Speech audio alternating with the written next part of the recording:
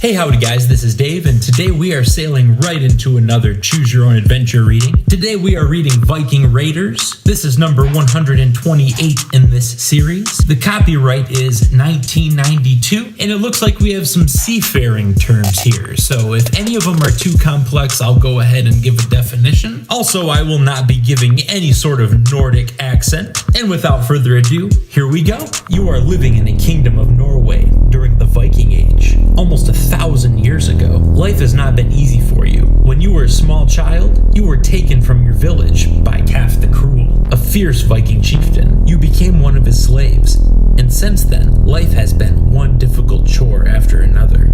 From morning to night, you've had to carry rocks, gather firewood, knead dough, shear sheep, sweep floors, clean pots, and do 1,000 other tasks. You've often dreamed of escaping from your heartless master, but you know that if you were caught, the punishment would be a slow, painful death. So you stay put, keeping your fantasies of a life of freedom to yourself. One day, Calf orders you and some other slaves to prepare to go with him and his warriors on a hunting trip. Your heart sinks when you hear this command. You know that the trip won't be any fun for you and the other slaves. You'll have to carry heavy packs and sleep on the hard ground. And you'll have practically nothing to eat unless the warriors toss you some scraps at the evening campfire. What's worse, Calf has a terrible temper. On his last hunting trip, he got angry at one of the slaves and threw him off a cliff. The day before the journey, you pay a visit to another slave, a wise old man named Ingvar, who has treated you as kindly as if you were his own grandson. You find him sitting on a stool outside his hut, weaving ropes into a fishing net.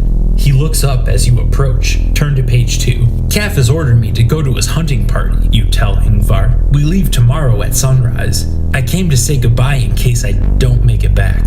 If you do return, you won't find me, Ingvar says. I have not long to live on this world, and I have decided to spend my remaining days as a free man. Once Calf has set out on his trip, I shall leave this village and go to a place where no one will ever find me. Where is it, Ingvar? That is a secret I cannot tell you, he says. You hesitate for a moment, wondering whether to tell the kindly old man of your dreams of freedom. I'd like to escape too, you finally say hesitantly. Maybe being brought along on this hunting trip is not a curse, as I first thought. Maybe it is a blessing. Maybe it is a chance to escape this life of slavery. This thought has occurred to you, and you look at Ingvar nervously, wondering if you said too much. Go to the next page. Ingvar leans closer to you, and you think you see a look of approval in his tired blue eyes. You are a brave young one, he says. If you let your courage be your guide, the gods will help you. I think I could be of some help too. Calf is going hunting for elk, and I know the route he will take.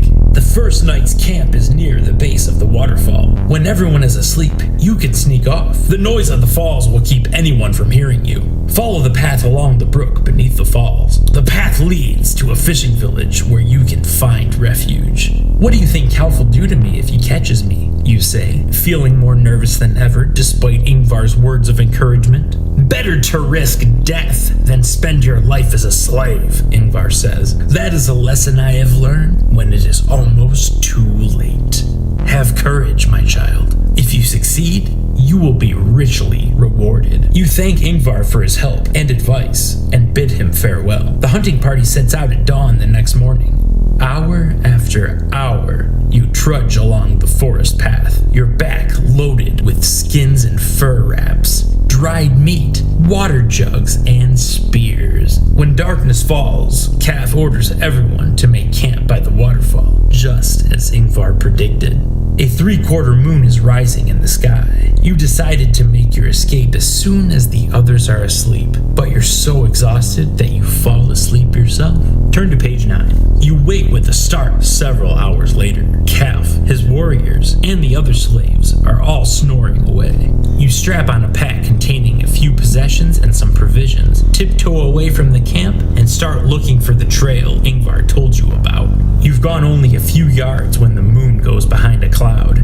In the darkness, you step on a fallen branch that snaps with a loud crack. You think you hear voices back at the camp, and you start running through the woods, trying to get as far away as possible. After a while, you stop to listen. All is silent in the forest. You have escaped from Kaf, but in your panic, you paid no attention to where you were running, and now you are hopelessly lost. As you're wondering what to do next, the moon comes out again, and you see what looks like an open land between the trees on your right. You head toward it, and in a few minutes you emerge from the forest onto a hilly, rocky plain. The clouds have passed, but the moon is low in the sky, and soon it will be dark again. You decide that there's no use trying to go any further until daylight. You make a bed of spruce needles in the shelter of some gray rocks at the edge of the forest, lie down, and fall asleep almost instantly. Turn to page 39. You awaken many hours later and sit up, blinking. You shield your eyes from the sun, which is just above the horizon. The air is crystal clear, without a trace of smoke or haze, and you can see for miles. Hilly country, mostly grasslands, lies ahead of you. In the distance, reindeer are grazing. You drink from a nearby spring, then climb to the top of the highest hill in the area. From this vantage point, you spot a band of hunters dressed in simple garments made from animal skins. They have killed several elk and are loading them onto crude wooden carts. You know you're not likely to survive long in this wilderness on your own, so you hurry to meet them. The hunters are amazed when you tell them that you've escaped from Kaf the Cruel. The leader nods gravely. "Kaf is no friend of ours," he says. "Come with us. Hurry." Before you can respond, he turns and barks orders at the others. You accompany the hunters as they trudge along the hilly plain, pulling their wooden carts. Turn to page 8. The hunters take you back to their tiny village, a collection of simple huts made of peat, sod, and sticks. There are only a few dozen people in the village, but one of the families takes you in and welcomes you warmly as if you were one of their own. The village is poor, and the people are hard-working, and you are kept busy gathering fuel and berries and herbs, carrying water from the spring, keeping the fire going, repairing huts, and sharpening tools and knives. It's not an easy way of life, but you don't mind it because everyone works together, and for the first time since you were abducted by Kaf, you have some time for fun. The people are kind and gentle compared to most Vikings. You quickly grow accustomed to your new home. You are fond of your adoptive family, and you get along with the other young people in the village. Before you realize it, the days begin to grow shorter. The sun no longer sails high above the hills. In a few months, the land will be covered with wind-blown snow, and darkness will last for all but a few hours of each day. The villagers prepare for the journey to their wintering place, a sheltered valley farther south and close to the sea, where the winters are less severe. You help your family in these preparations, looking forward to the milder climate. Turn to page 84. Just a minute here. They've got us jumping around here. Why couldn't they just have the first 5 pages just be read these first 5 pages to set the story up? Why do they have to have us jumping around the book when we don't make any decisions? Page 84. The journey to the wintering place passes without incident. You help the others set up camp in a hollow overlooking a fjord. But you've only been in the wintering place for a few days when a band of Viking raiders rides whooping and hollering into the village and seizes several people, including you. They carry you to their encampment on a hilltop. Your spirits sink as you realize that once again you are a slave. The raiders' camp is quite near the ocean. You see it in the distance, shimmering in the late afternoon sun. In the opposite direction are high mountains with glaciers, glistening in the cliffs and valleys near their peaks. The raiders who have taken you do not want you for themselves. They sell you and their captives to a slaveholder in a fishing village. Once again, you begin a new life, this time as an assistant to a boat builder in a yard set in a cove off one of the greatest fjords in the Kingdom of Norway. Turn to page 74. Though you're a slave, you're far luckier in your new occupation than you were when you were in servitude to Kaf. Boat building and seafaring are the greatest achievements of the Vikings, and you are assigned to work under one of the greatest of the Viking builders, Sigurd the White. You work hard and learn many skills. After a time, you've learned so much that you become sought after by some of the richest and most powerful Vikings in the surrounding villages. Sigurd, whose name was given to him because his hair is so blonde it is almost white, is a stern taskmaster, but he has a kind heart. One day he comes to you and says, "You have worked hard and helped me in a great deal. You have earned your freedom and are free to go if you wish." Word that you're free must have spread fast, for later that day a burly, red-bearded man named Horik, who has been visiting Surig, takes you aside. "Sigurd tells me you have learned much in only a few months," Horik says. "You should come and live in my village, which is 100 miles south. You will have the best house there, and you will be the chief boat builder for my clan." You tell Horik you will think about his offer, and let him know your answer soon.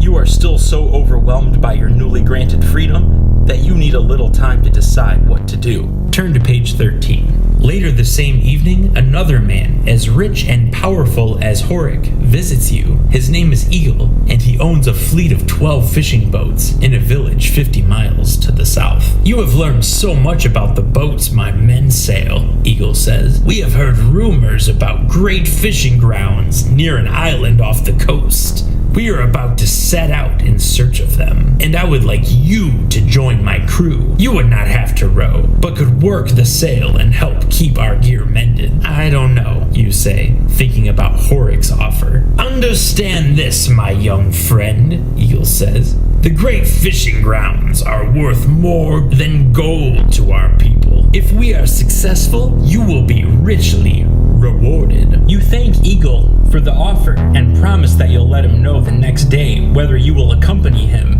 on his search for the great fishing grounds. That night you lie awake, trying to decide what to do. Alright guys, we have our first set of choices, finally. After that wild goose chase through this whole book, we finally have our first set of choices. I think whoever was in charge of doing the backstory here and all the writing went way overboard. Our character's story didn't need to be that extravagant and detailed. And furthermore, there's no fucking excuse why I had to read 9 pages before I get to my first set of choices. If you join Eagle's crew, turn to page 103. If you accept the job as Horik's chief boat builder, turn to page 46. I'm in the same boat even. We're granted our freedom. We're not being told what to do here. What do I know what to think? After pretty much reading a novel leading up to this, I want to have some gratification here. I think I want to be this Horik dude's chief boat builder, and we're going to turn to page 46. You go to work in the village of Gotstad as Horik's chief boat builder. Horik teaches you everything there is to know about the art of boat building. You learn how to cut wood with simple tools, how to grind and file planks until they are smooth and straight, how to fasten planks with dowels, with one board overlapping the next as the hull is built up, and how to go into the woods and search for a straight oak, clean and free from insects or blight, which you can cut and fashion into a mast. What a crazy sentence. I just need you to look at this sentence for a second. It is all commas. You learn how to build braces in the boat so the mast will be strongly supported, how to rig ropes, and how to make pulleys and winches so the sail can be raised and lowered and trimmed. Go to the next page. You learn how to caulk the seams so the boat won't leak, and how to fashion a rudder that won't slow the boat down, but will be strong enough to withstand the pounding of the waves. Once in a while you go out in a boat to see how it performs. From this you learn what is needed to streamline boats so they will cut through the waves, as well as how the oars should be placed and the sail rigged.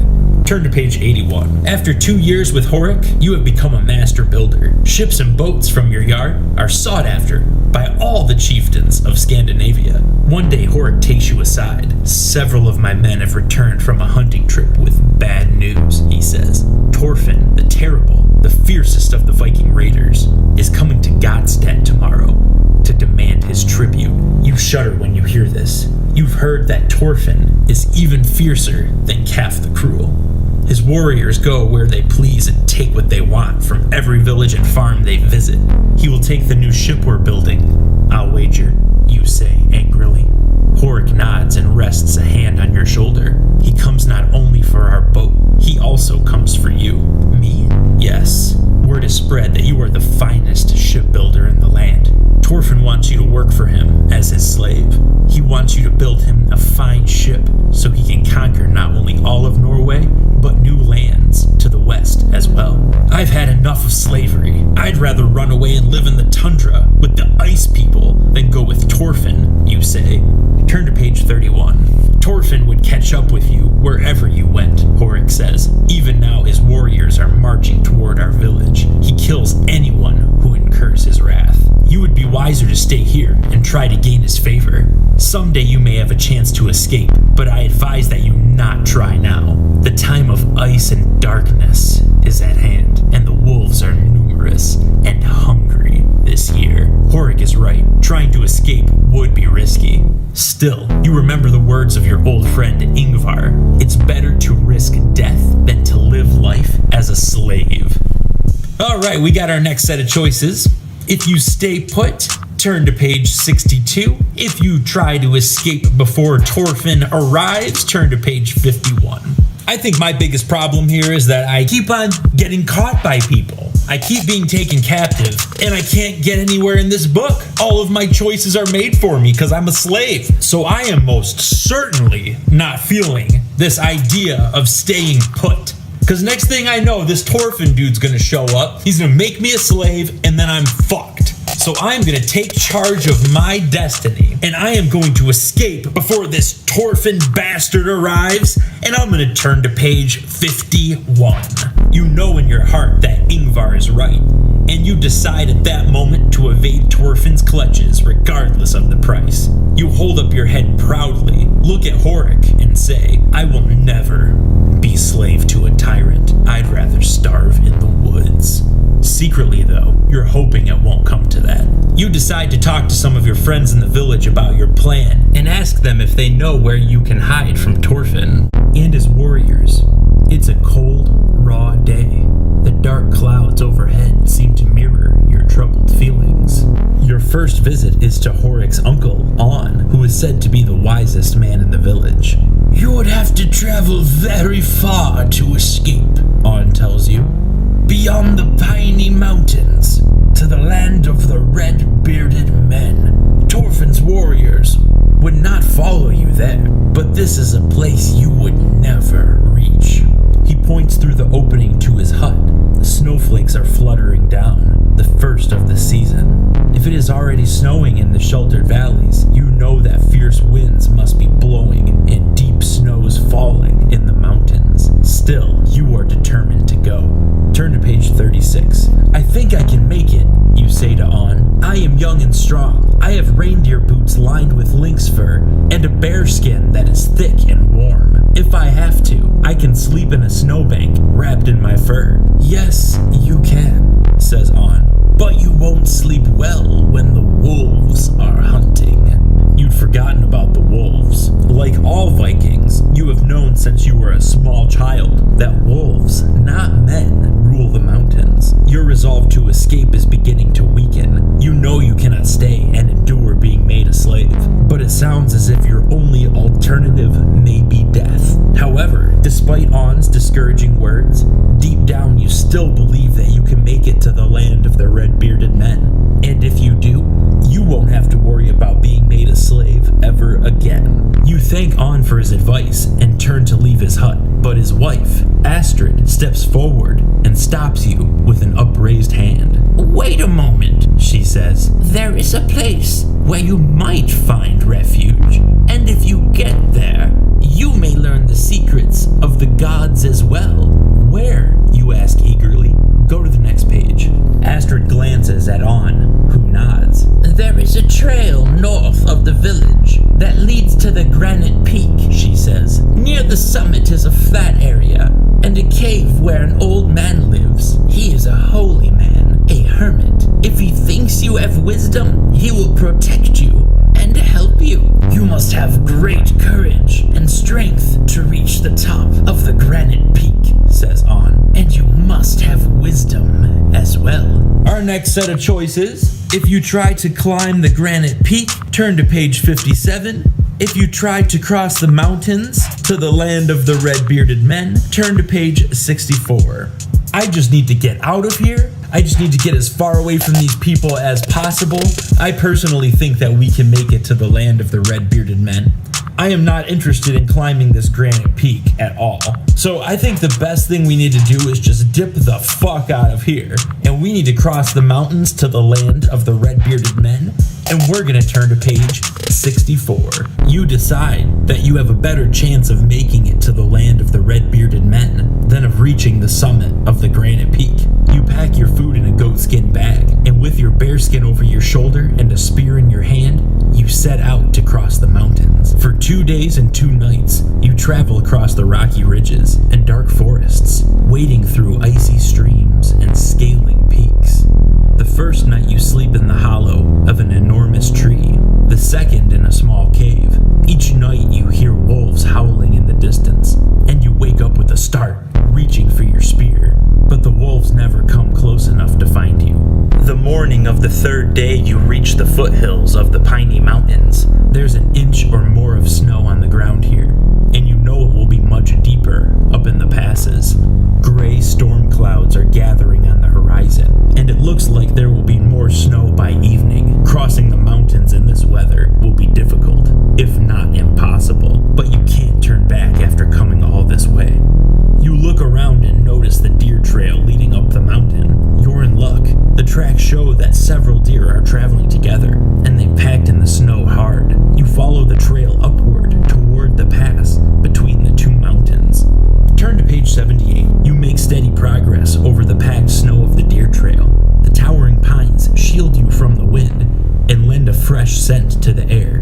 By midday, you reach the pass. The snow on either side of the trail here is at least a couple of feet deep, but as long as you stick to the path, the going is easy. Soon afterward, you hear the sound of hoofbeats. You jump off the trail into the deep snow. A herd of deer comes into sight. It must be the same herd you've been following, but now for some reason, they're running back toward you. They race past without even noticing you're standing in the snow, their soft black eyes wide with terror. What's going on, you wonder? Your question is answered by the howling of wolves. A second later, you see them coming over the rim of the hill. The wolves were chasing the deer, but when they see you, they stop short. You know what they're thinking. What an easy meal we've found. The end. You gotta be kidding me with this one! I don't even know how many pages we actually read. I didn't keep track. But you're telling me that we've just spent all this time reading and we've only made 3 choices? And then we die? That is some bullshit! I normally don't do this type of thing for these videos, but if we do this read through again, there's no way in hell I'm going that route again. So I may as well just tell you. I did check out the other option if we were to go to that granite peak to see that hermit. There is no joke 8 pages of this shit. Crossing streams, sleeping in the snow, going over ridges and mountain and landscape, and then we're climbing the peak. And then once we get up there, we start tripping balls and hallucinating, looking at the northern lights, like we're seeing Odin and Thor and shit. And then out of nowhere, the hermit appears, and guess who it is?